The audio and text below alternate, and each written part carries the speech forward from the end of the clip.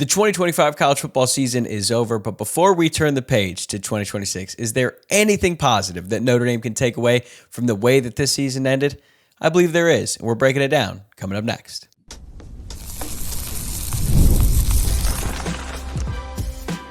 You are Locked On Irish, your daily podcast on the Notre Dame Fighting Irish. Part of the Locked On Podcast Network, your team every day. What's going on, and welcome in to Locked On Irish, your daily home for Notre Dame football. We are part of the Locked On Podcast Network, now the #1 sports podcast network, all thanks to your support.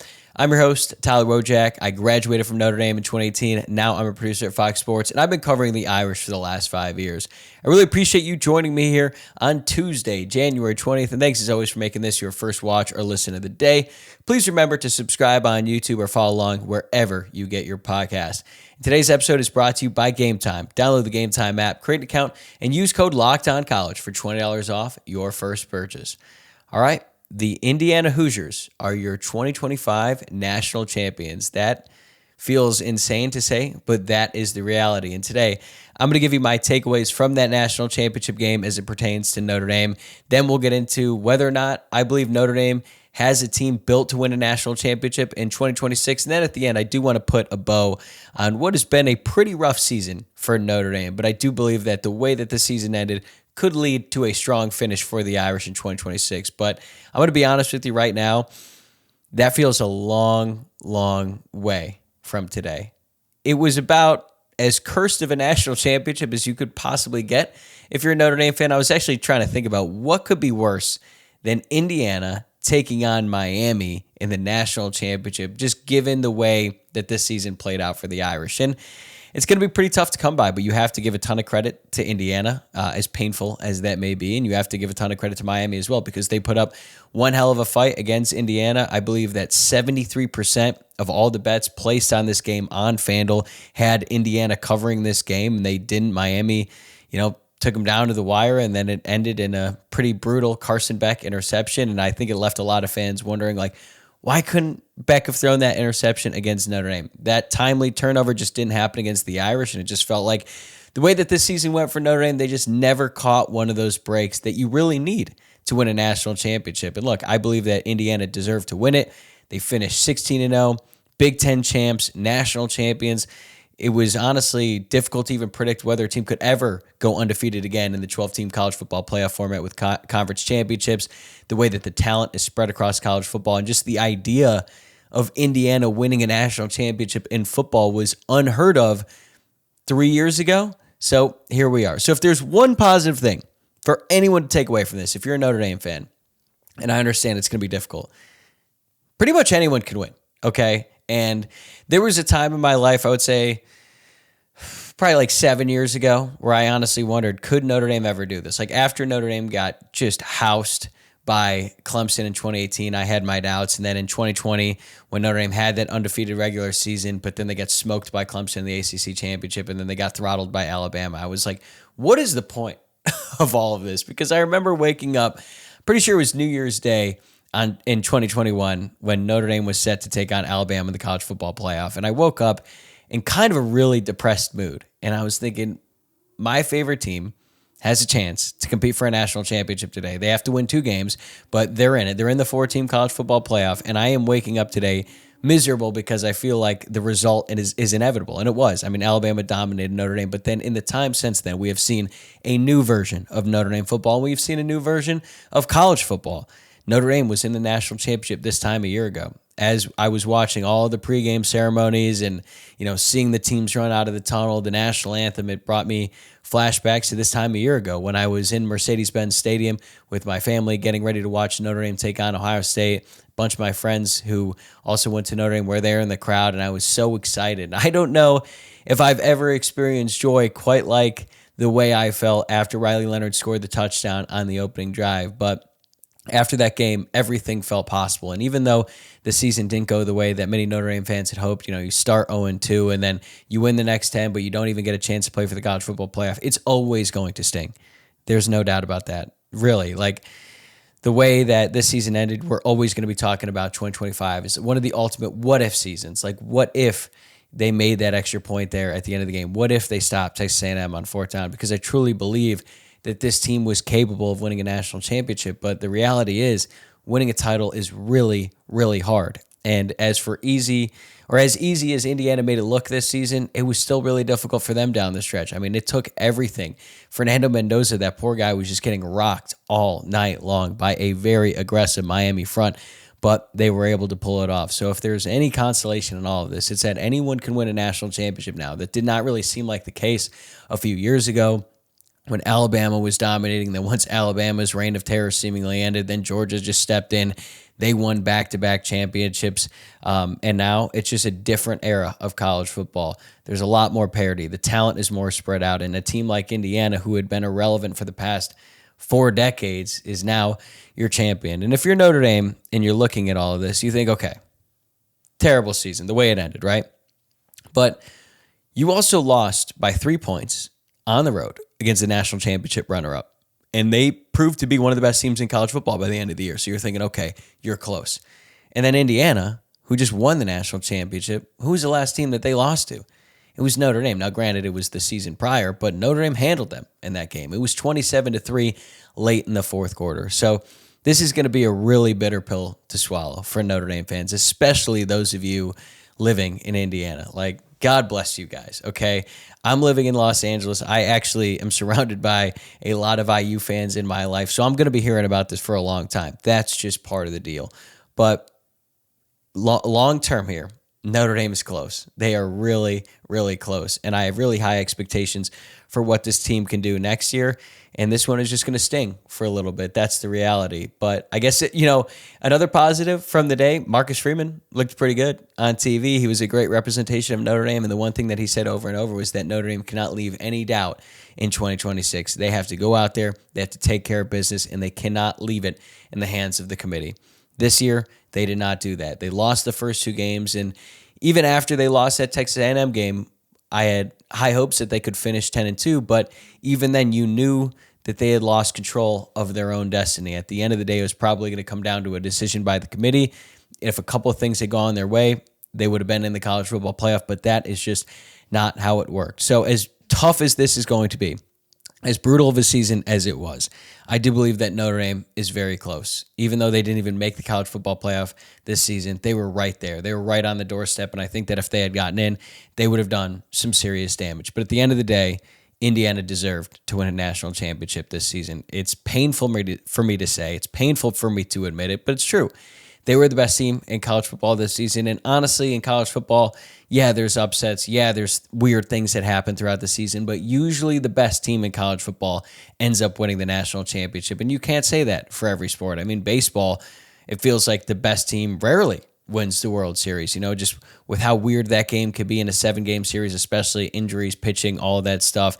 It can be very chaotic. But in college football, if you have the best team and you are the best team all year long, and yeah, you got to have some breaks go your way, but you're probably going to win. But everything from here on out, from January 20th to when Notre Dame opens the season on the road against Wisconsin in Lambeau, it's going to all be about being the best possible team that this team can be, with all the returning talent, with all the guys they had in the transfer portal, with the coaching staff coming back, with the continuity across the board, with the way that the university has gone all in. I oddly feel like a national championship is closer than it's really ever been in my lifetime. Am I coping? Maybe. But I think the reality is that Notre Dame is really, really close to winning a national championship. So as difficult as this may be, I feel good about where the Irish are, the future, and everything else in college football, because it's not what it used to be a few years ago when it was just a couple of teams at the top who dominated. It is really spread out now, and we live in a world where the Indiana Hoosiers can win a national championship. And if the Indiana Hoosiers can win a national championship, I feel pretty confident that Notre Dame can win one too. But that's really all I have to say about the national championship game. It was a great game, great performance by both teams. That was an instant classic in a sport that I love so much, and it was kind of disappointing that for me, it felt like no matter what the result was, I wasn't going to be truly happy. But like I said, Indiana deserved to win. And now I want to talk about whether or not Notre Dame is built to win a national championship in 2026. But I do want to point out that we're going to be doing a little bit of time travel in this episode. I recorded segments 2 and 3 before the actual game, and then I wanted to watch this and then just immediately get on the microphone and just share my thoughts immediately after the game. So there you have it, folks.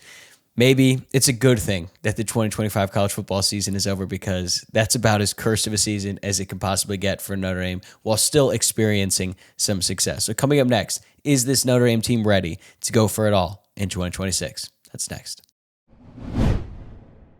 Thanks again for making Locked On Irish your first watch or listen of the day, and thank you for making Locked On the #1 sports podcast network. If you have not already, be sure to check out our new Everydayer Club. You'll get access to an ad-free audio feed for Locked On Irish. It's the same show, same schedule, just no ads, and it works on Apple Podcasts, Spotify, or whatever podcast app you use. If you listen every day, it's a really easy upgrade.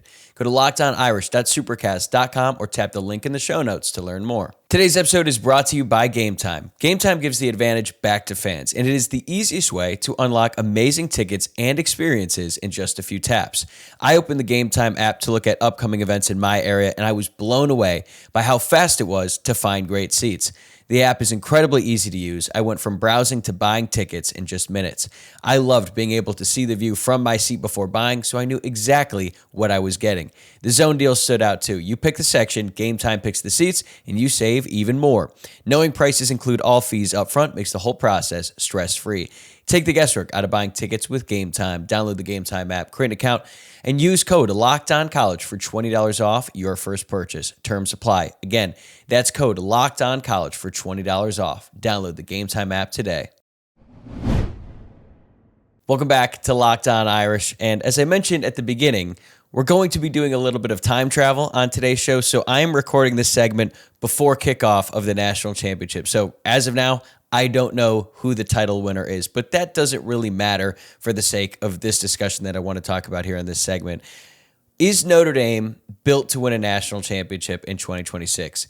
That is going to be the main question that everyone is going to be talking about among the Notre Dame fan base, the Notre Dame media, because 2026 is going to be one of, if not the most important seasons for Notre Dame football in a long, long time. Certainly in my lifetime, and I'm coming up on 30 here in just a few months, but it is such a pivotal year for so many different reasons. One, the amount of talent that Notre Dame is bringing back, right? There's NFL dudes all over the place. They have the quarterback in C.J. Carr, who's going to be entering his second season as a starter.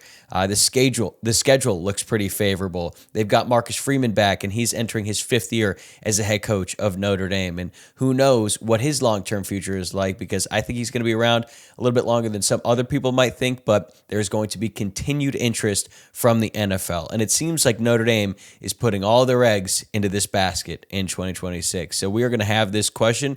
We're going to talk about this over and over again for these next 7 months, but now that the offseason is officially here for Notre Dame football, I think it's a perfect time to bring it up. But before we talk about what Notre Dame needs to do, it's worth asking a really important question. What does a championship team actually look like in modern college football? Well, Jamie Uyeyama over at Irish Sports Daily did a really smart breakdown looking at what the teams who actually win national titles have in common, and it gives us a really clean framework to judge Notre Dame against. So according to Jamie, championship teams almost always check most of the same boxes. There is a pretty consistent statistical profile, and they almost always have the following: a top 8 offense in OF plus and a top 15 defense in DF plus. OF plus and DF plus are one of the more commonly used advanced stats that combines SP plus and FEI, but without getting too much into the jargon here, it just means you have a top 8 offense in the country and a top 15 defense, so you have to be in the top tier in both sides of the ball. It's pretty hard to do it when one side is just significantly better than the other. It's happened before. I mean, the 2019 LSU team, who is widely considered one of, if not the greatest teams ever in the history of college football. They had a historically great offense, but the defense was just, pretty good, right? I think they finished 33rd in scoring defense that season. But again, that's an outlier, not necessarily the rule. You're also likely to have a quarterback who finishes in the top 10 in the country in QBR. And then on the offensive line, you're going to have a Joe Moore Award semifinalist caliber. Not necessarily the winner, but your offensive line should be good enough to be nominated as a semifinalist for the award given out to the best offensive line in college football.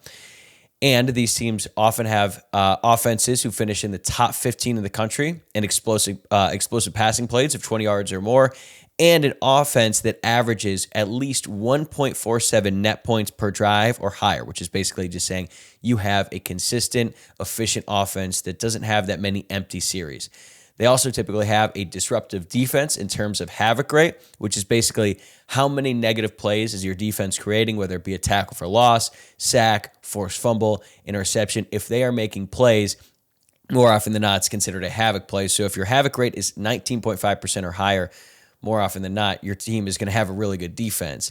And lastly, most of these championship teams have a roster stacked with blue chip recruits, which is either a 4 or a 5-star prospect, 50% or more. Now, when you line up the recent champions, they almost always check 7 or 8 of those boxes.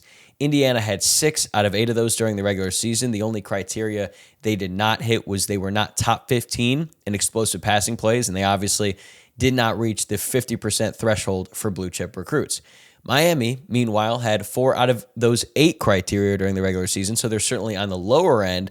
So they are a little bit of an outlier as well in terms of their statistical profile, but it's also important to point out that we are in year 2 of the 12-team college football playoff. Before, this was the 4-team playoff when teams were a little bit more stacked at the top, but Miami did have a roster with a blue chip ratio over 50%. They were top 15 in DF+. They had a havoc rate of over 19.5% on defense, and they had an efficient offense that net them at least 1.47 points per drive. If you're curious, Notre Dame checked 6 of the 8 boxes during the regular season, and they were very close to hitting that havoc rate number by the end of the year, too, which is not going to make you feel a lot better. It just shows you that this team was really, really good, and statistically, they showed that they were capable of winning a national championship had they earned the opportunity to do so. We're not going to hang on that fact too much for this segment. We'll talk more about that in segment 3. But in terms of how these championship teams structure their rosters, Indiana is obviously in a league of their own. What they have done is unlike anything we have ever seen, and it probably would not have been possible in a pre-transfer portal era. Nearly 60% of all their starts of the season were by transfers. Miami is not quite as high, but still over 50% of their starts of the season were by transfers. Now, let's compare that to Notre Dame in 2026. We know that they are not going to be built in the transfer portal. They only took 8 guys in the portal this year, but they retained a lot of guys in their current roster who they were recruited and were big-time recruits out of high school. So in terms of how they structure the rosters, it's going to be different. But let's focus on the statistical profile Notre Dame would need to hit in order to compete for a national championship next season based on Jamie Uyeyama's breakdown. Will Notre Dame have an offense that is capable of finishing in the top 8 in OF+? As we sit here today, I would say yes, but this one I'm a little bit unsure of, okay? Because yes, they bring that back, the quarterback in CJ Carr, but last year their offense was pretty much built on the running game, specifically Jeremiah Love and Jadarian Price, who will go down as the greatest running back duo in Notre Dame history. So they have to replace a lot of production on the ground. And it also just changes the entire dynamic for the offense because now they're probably going to be led by their passing attack. They still have a really good running back in Aeneas Williams, and then maybe Keidron Young, Nolan James Jr., Javion Osborne can really step up and be a really strong number 2 running back next year. But either way, they're going to lean on the passing game a lot more this year than they did last year because they have CJ Carr going into his second season as a starter, and they just don't have a Heisman Trophy caliber running back. So that's going to change some things. And then at wide receiver, they return Jordan Faison, who was a leading receiver last year in terms of receptions and yards, but they lose Malachi Fields and they lose Will Pauling.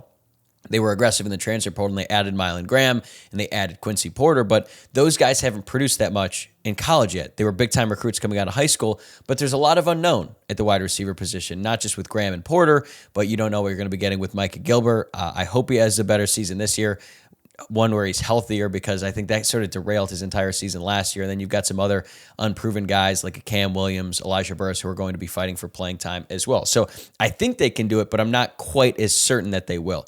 Top 15 in DF+, though, that is without a doubt going to happen for Notre Dame next year. That defense is so unbelievably loaded.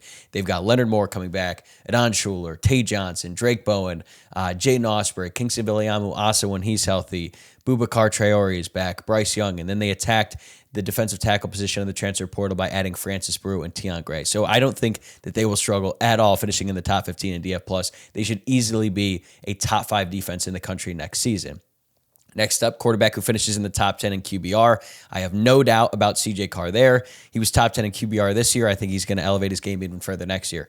Now, Joe Moore Award offensive line. This is the one that I'm also kind of unsure of because, they bring back Anthony Knapp and Gerby Lambert, Ashton Craig once he's healthy, and then Joe Otting right there at center. But I have a lot of questions about the other two spots in the offensive line. They lose Emil Wagner. They lose Billy Schroth. Honestly, if both of those guys are coming back, I would say this is a no-doubter. They're going to have a Joe Moore Award caliber offensive line next season, but you're going to have a new right tackle. It looks like it's going to be Will Black, or at least he's the favorite as we sit here today. They're obviously really high on him, but he's still pretty young. He's going to be a redshirt freshman next season, barely played as a freshman. And then you have Charles Jagasaw, who just has not been able to stay healthy throughout his entire college career. We know he has NFL potential, but until we actually see it on the field, it's really hard to just count him in as this plug and play NFL caliber guy from day one. So I think they're going to have a good offensive line. Will they be great? That remains to be seen. Will they finish top 15 in passing plays of 20 yards or more? I think they will. Despite my questions about the wide receiver, I just think that CJ Carr is so good at throwing the deep ball. Mike Denbrock wants to throw the deep ball. I think the wide receiver room is faster than they were last year, so I don't think that will be an issue. 19.5% have a grade on defense. I think they will clear that easily with all the disruptive playmakers they have on that side of the ball. And then 1.47 in net points per drive. Yeah, I think they're going to have a really efficient offense next season. Will they be elite in terms of like top 5? Will they be better than everyone else in college football? I'm not so sure yet, especially against, better defenses, but I think they're going to be really efficient. I think they'll be able to clear that number. And then the blue chip ratio, we already know. They've got that. They have a ton of returning talent, a lot of guys who were highly recruited out of high school, and then they added some guys like Quincy Porter, who's a 5-star. When he was in high school, they added him through the transfer portal, same with Keon Keeley. So there is plenty of talent on this roster, and there is plenty of depth at the vast majority of the position. So when you look at the statistical profile, I absolutely think that Notre Dame is set up well to have a team who can compete for a national championship in 2026. Obviously, they need to stay healthy. They're going to need to see some things go their way. Some guys who haven't really produced that much in college yet are going to have to take a big step forward. The development is going to have to really come into play, but Notre Dame has one of the best coaching staffs in the country, so I'm not too concerned about that. I think this team is going to improve year over year, and to be honest with you, the pieces were there this year too. So I think that they have a great chance to compete for a national championship in 2026, but they also probably would have had a great chance to compete for a title in 2025 had they made the college football playoff. And that is why this past season is so complicated to process, because it felt like a legitimate step forward, but also like a missed opportunity. And coming up, we're going to put a bow on the 2025 college football season for now that it's officially over. It's coming up next. Well, now that college football is officially over, and honestly, that feels difficult to say right now because what is life without college football? And look, this isn't an original take, but the fact that they drag the season on as long as they do is ridiculous. The College Football National Championship should not be played on the Monday after arguably the best weekend of NFL football of the entire year, but that's how they have it now, and it doesn't look like that's changing anytime soon, which is really unfortunate. But anyway, getting back to the main point here, this is going to be one of those seasons for Notre Dame fans that people will remember very differently depending on how they choose to look at it, because there certainly are some positives, and then there's the extreme negatives that we know and have talked about before. But it wasn't all bad. Right? Like there were some really good moments from the year. There were some highlights. That win over USC at night in Notre Dame Stadium, especially with all the buildup to that game, not necessarily in the sense that like USC was a top 10 team or anything like that, but the fact that there is this uncertain future about the rivalry, the trash talk mostly coming from the USC side throughout the offseason, and the understanding that this could, and now we know is going to be the last meeting between those two schools for at least the foreseeable future. So there was a ton of hype, a ton of buildup, and a lot of pressure for Notre Dame, especially in this game, to win this one at home. And then if the rivalry were to go on hiatus, which it did, then they would at least have the belt in that series, or I guess I should say the jeweled shillelagh. And at one point during that day, I wasn't even sure if the game was going to be played because the weather forecast was looking pretty grim. It started pouring during the tailgate. There were some conversations about whether or not they should move the game. Is it going to be abbreviated? We didn't really know. But then for about an hour and a half in the first half, the rain stopped, the storm stopped, and Notre Dame and USC were able to get out there, and they started on time, and the weather wasn't that much of a factor early on. It absolutely was a factor in the second half.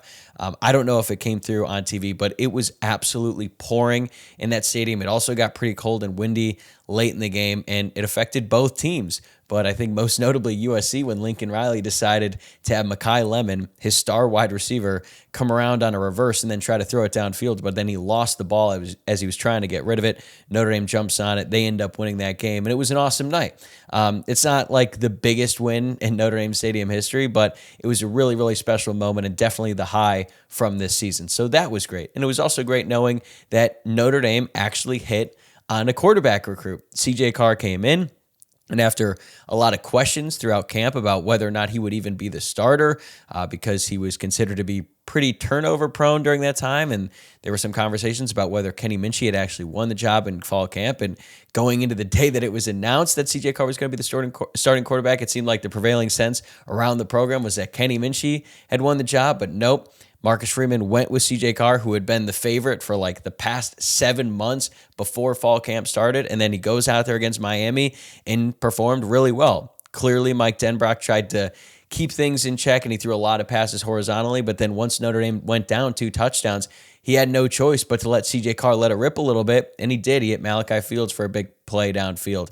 He hit Eli Raridan for a huge chunk play, and then he led a Notre Dame comeback, and he ultimately tied the game on a quarterback draw that looked pretty reminiscent of what Notre Dame did when Riley Leonard was the quarterback. So, it ended in a loss there, but in that game, you're thinking, okay, CJ Carr's got the goods. And then even though they lost to Texas A&M, the offense put up 33 points in that game. CJ Carr looked good there, did have a mistake, and then he goes out there against Arkansas and plays a damn near flawless game against the Razorbacks to get the first win of the season, and he looked really, really good during the first half. Did he level off a little bit in the second half? Sure, that happens, especially with the freshman quarterback, but still overall, you look at his numbers, 24 touchdowns to 6 interceptions, and all the highlight plays like that bomb to Malachi Fields at the start of the Purdue game, that was unbelievable. I think the pass he made where he was rolling out to his right and he was getting pressured from his left against NC State, where then lofted the ball in the middle of the field in between 2 defenders right into the hands of Eli Raridan, was legitimately one of the best passes I have seen from a Notre Dame quarterback in some time. So that was all really exciting, and it's even better looking ahead to the future, knowing that Notre Dame has a quarterback who, as I believe right now, is second in the Heisman odds going into the season, which is good. I don't want CJ Carr to be the Heisman favorite because a Heisman favorite in the preseason never wins the award. So if he's second, I think that's a good place to be, and that's where he is right now on FanDuel. And also, we got to witness one of the greatest individual seasons by a Notre Dame player ever. What Jeremiah Love did this season was truly special. It wasn't enough for him to win the Heisman, but all the highlight reel plays that he made and just the game-by-game basis, and for him to just go out there and dominate pretty much everyone we came across, with the exception of Miami, although I would blame that a little bit more on the play calling and not necessarily the Miami defense, although they did a good job in that game, so they deserve credit. But every game after that, Jeremiah Love went out there and dominated. The highlight of this season for him was also the USC game, one of the greatest performances we have ever seen from Notre Dame running back. Just completely ran over that USC defense, but that certainly wasn't the only game. He had the highlight reel plays. He had the long touchdowns. The Jeremiah Love Heisman campaign was really fun, and it was really cool watching a player like that, because it seems like we have seen so many other players like that coming to Notre Dame Stadium, but they're never wearing blue and gold. So it was nice to have that guy on the team for once, and unfortunately, we didn't get a chance to see him in the college football playoff healthy, because even though he had some highlight moments in the 2024 college football playoff run, he just wasn't right, because he was still dealing with that lingering knee injury. He still had the 98-yard touchdown run against Indiana. He had the 2-yard touchdown run against Penn State where he threw off 5 different defenders. So he did have really great playoff moments, but he didn't have some of the ones that we were hoping to see in 2025. And then you look across the roster, there's growth. There's a lot of talent there, and you're starting to see all the improvements that Marcus Freeman has made on the recruiting trail start to pay off. When a guy like Tate Johnson, who comes in as a redshirt freshman, who's a big win on the recruiting trail in that class, go out there and then win the job over Jalen Stroman, albeit during the season, and then he ends up having the season he has, and you think about him paired next to Adon Schuler, it's really easy to get excited about the future. So there was growth across the roster. The defense took a major step forward as the season went on. Obviously, you can't come out that slow to start the year ever again, especially when your 2 toughest games are at the start of the year. But what Chris Ash was able to do to stabilize that defense, and then they became, one of the best by the end of the year, that was really impressive. And Freeman was able to stabilize the team after a shaky start. When you consider the expectations that Notre Dame had going into the season after an 0-2 start, it could have gone off the rails. It really could have. But Marcus Freeman was able to keep the team on track, win the next 10 straight games, which is really difficult to do. Even though it wasn't enough, that alone is impressive. So there were real moments this year where it was really fun to be a Notre Dame fan. But we also have to acknowledge all the very frustrating parts of 2025. The college football playoff snub still hurts, and I think it always will. I mentioned it before on the show. I was on a plane on a flight back from New York, and on Saturday night, when I went to bed, I thought Notre Dame was absolutely in the college football playoff. I thought they were going to drop Alabama after they got smoked in the SEC championship. But then as I'm trying to keep up with it on my phone on this flight, and then I saw Alabama stay steady at 9, I was like, uh-oh. And then, as you know, the committee decided to flip Miami and Notre Dame, despite the fact that Notre Dame had been ranked over Miami for 4 weeks leading up to that. So they made that decision, and that's a feeling I'm never going to forget. You know, realizing that Notre Dame was out, even though it felt like they were in and they deserved to be in. And as we've said many times before, the argument was not Notre Dame, Miami. It was Notre Dame, Alabama. Miami proved that they deserved to be in the college football playoff. Alabama did the exact opposite. But even then, the fact that Miami made the title game has made the season feel even worse because Notre Dame only lost to them by 3 on the road in the season opener. CJ Carr was making his first start. And to know that if they had just won that game, how different the season could have been. It's frustrating, but Miami deserved to win that game. They played better than Notre Dame did that night, but Notre Dame absolutely played better than Texas A&M. I guess not the following week, the following game, but they blew that. They blew their opportunity. Jeremiah Love scored what should have been the game-winning touchdown, and then Buckner fumbles the snap, and I think that fumble just put the defense on their heels because they realized that if Texas A&M scores and makes the extra point, which they're going to do, they're going to lose that game. And I just think that the entire confidence level, not just for the defense, but for every Notre Dame fan in attendance, just went out the door after Buckner fumbled that, and then they ultimately gave up the game-winning touchdown on 4th and 11, and that is a game that they should not have lost. The Miami game, that's forgivable. The Texas A&M loss was not. And it just feels like it was a missed window for this team. That's the part that is just really difficult to shake because it feels like Notre Dame was right there. But maybe down the line, all the pain and disappointment from 2025 could be a good thing. Marcus Freeman said it himself. Keep the pain. Don't forget it. Use it. It reminds me a lot of Virginia basketball when they won the national championship in 2019. I'm going to make this reference a lot throughout the offseason. After Virginia lost in the first round as the 1 seed to a 16 seed, it never happened before at that point in time. They were the laughingstock. They were called frauds. Everyone just made fun of Virginia basketball for the next 11 months. And then the following year, they're back in the NCAA tournament. They're the 1 seed again. Everyone was counting them out. Nobody believed in them. And then what did they do? They went on. They won the national championship. And hopefully Notre Dame is able to do the same. They need to use everything that happened as fuel this entire offseason. And it's a reminder for what the margin of error really is for this team going forward. They started their offseason on December 7th, but now with the national championship over, it officially starts for everyone else too. And make no mistake, 2026 is going to be one of the most important seasons this program has had in a long, long time. But the path is clear. They have what it takes to win it all. But now the only question is whether Notre Dame will actually be able to finish the job and leave no doubt. All right, that's a wrap for this episode. Thanks again for making this your first watch or listen of the day. Please subscribe on YouTube or wherever you're listening to the podcast. And if you enjoyed the show today, remember to give this video a like if you're watching on YouTube, or rate the show 5 stars and leave a review if you're listening to the podcast. If you never miss an episode, the Everydayer Club is built for you. Get Locked On Irish ad-free, plus members-only Discord access and more. Head to lockedonirish.supercast.com to join the club. I'm going to be right back here tomorrow morning with Locked On Recruiting and Transfer Portal insider Brian Smith to talk more about how the Irish fared in the portal and what comes next for this team this offseason. I'll see you then.